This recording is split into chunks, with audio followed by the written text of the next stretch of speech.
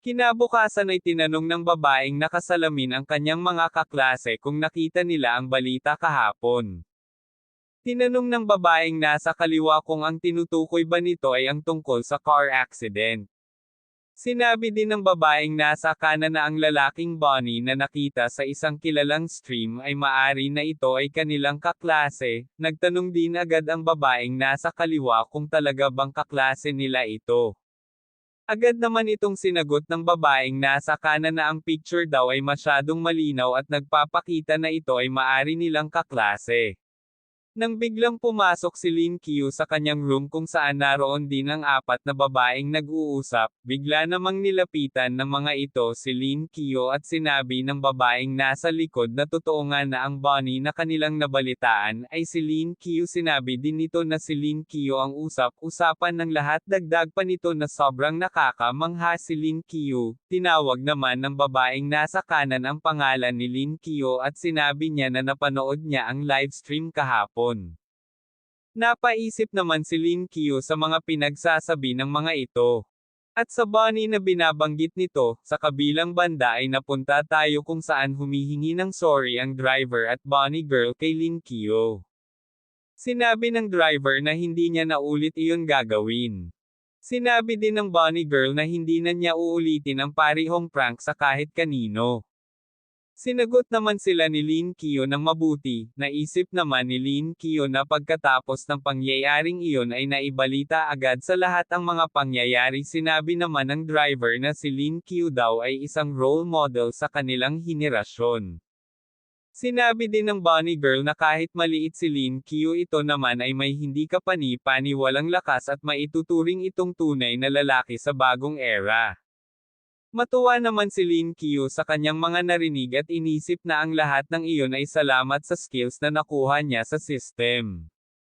Tinawag naman ni Lin Qiu ang system na si 9,527 at sinabi rito na kung sa usapang kung saan ay hindi niya peren mailalarawan ang kanyang skills.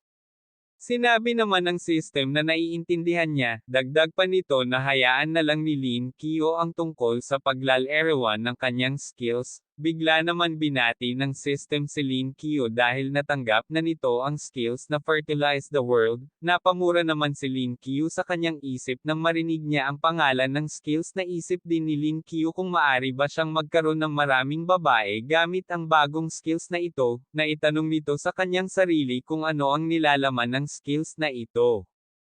Ngunit nang sinubukan niyang pindutin ang system upang alamin ang nilalaman, sinabi naman ng system na matagumpay na naidagdag ang kasanayang iyon. Dagdag pa ng system na ang paulit-ulit na pagpindot sa system ay walang kabuluhan. Nagulat naman si Lin Qiu nang nalaman niyang nasa kanya na ang skills na iyon dahil hindi niya man lang ito naramdaman. Sinabi naman ng system kay Lin Qiu kung nagkaroon ba ito ng masamang saloobin. Dagdag pa ng system na ang pagpapataba ng mundo ay nagbibigay ng karunungan ng lahat ng mga diskarte sa paghahasik na may kaugnayan sa binhi, kaya kahit na ang pinakamahirap na species ay tiyak na lumalaki sa ilalim ng iyong pangangalaga. Napasigaw naman si Lin Qiu at sinabi sa system na maari niya lang itong tawaging paghaasok pagkatapos.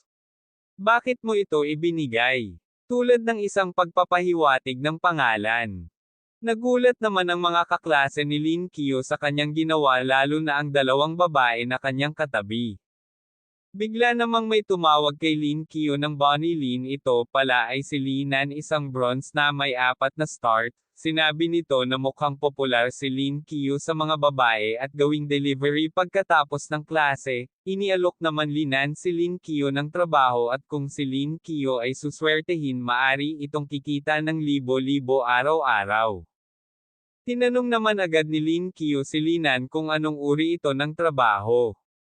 Naisip din ni Lin Qiu na palagi itong naghahanap ng gulo sa kanya ngunit bakit ito nagiging mabait sa kanya ngayon. Sinabi nito na alam niya na ang Club X ay nag-recruit. Dagdag pa nito na segurado siya na si Lin Qiu ay agad na kukunin ng mga ito katulad ng isang mainit na cake depende kung paano mo ito tingnan. Nagulat naman si Lin Qiu at naisip na talagang iniaalok ni Linan sa kanya ang ganoong uri ng club. Tinanong naman ni Lin Kyo si Linan kung palagi ba ito roon. Sumagot naman ito ng oo, sinabi naman ni Lin Kyo kung bakit naman siya pupunta sa lugar na tulad noon ng may halong pang-asar, dagdag pa nito na naiintindihan niya na ang mga bagay na ganon ay dapat nililihim.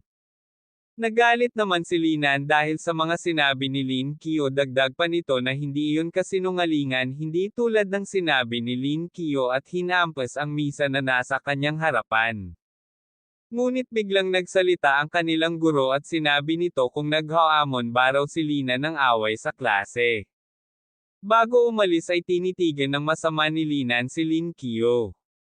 Pagkatapos ay sinabi ng kanilang guro na magsibol-ikan ang mga ito sa kanilang mga upuan, dahil mayroon siyang dalawang announcement na kailangang gawin ng mga ito. Una, sinabi ng guro na next week na ang kanilang citywide final exam, at umaasa siya na gawin ng mga ito ang kanilang makakaya.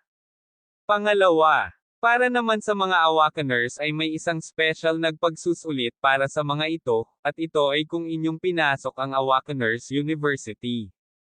Napaisip naman si Lin Kyo tungkol sa Awakeners University.